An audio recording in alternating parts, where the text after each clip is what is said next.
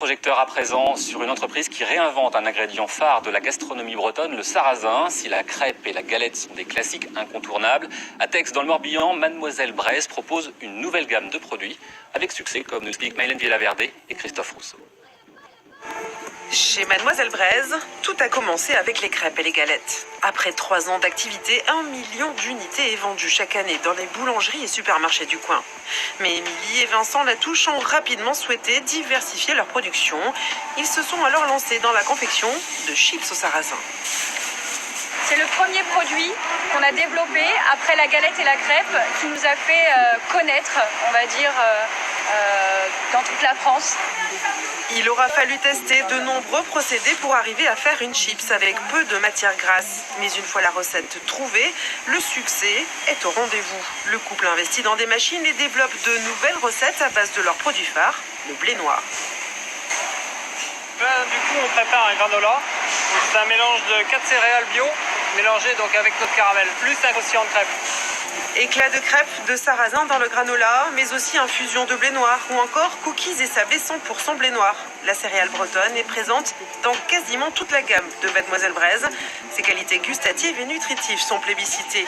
Aujourd'hui, 150 points de vente en France, mais aussi en Belgique et en Irlande distribuent les produits de la petite marque bretonne, comme cette épicerie fine récemment ouverte à Auray. On est sur des producteurs locaux, c'est le but du magasin. Donc on était obligé de travailler avec eux puisqu'ils ont la qualité, ils ont leur savoir-faire et ça plaît énormément. Toute la matière première est aussi achetée au plus près, notamment le blé noir bio produit à quelques kilomètres, un argument mis en avant. Notre minoterie avec qui on travaille est à côté de Plouermel, donc une IGP bretonne. C'est vrai que les consommateurs aujourd'hui, ils ont envie de savoir, de connaître les ingrédients avec lesquels on fabrique tous nos produits. Donc on essaye d'être le plus transparent possible. Son succès, l'entreprise le doit aussi à sa stratégie marketing et à une communication offensive menée sur Internet. On essaye de temps en temps peut-être repartir sur du caramel. Là, c'est la saison des mariages qui approche. Et c'est vrai que dès qu'on met une photo, généralement, une petite photo des petits pots de caramel, on a une demande. Packaging, mise en scène photographique, idées de recettes sur Facebook ou Instagram ont permis de booster les ventes. En 1 an, le chiffre d'affaires de Mademoiselle Braise a augmenté de 100%. On a doublé notre chiffre d'affaires. C'est vrai qu'au tout début, on faisait...